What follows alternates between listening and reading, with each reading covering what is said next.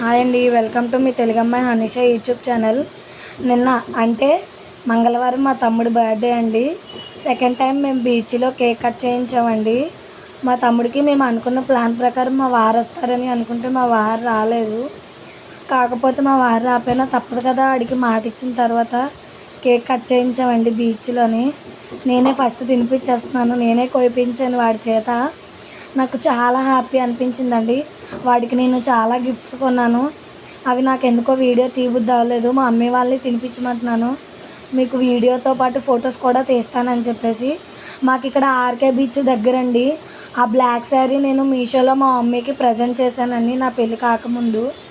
అది నాకు ఇష్టమైన శారీ అండి. నాకు బ్లాక్ అంటే చాలా ఇష్టం. అది కట్టుకున్నాను.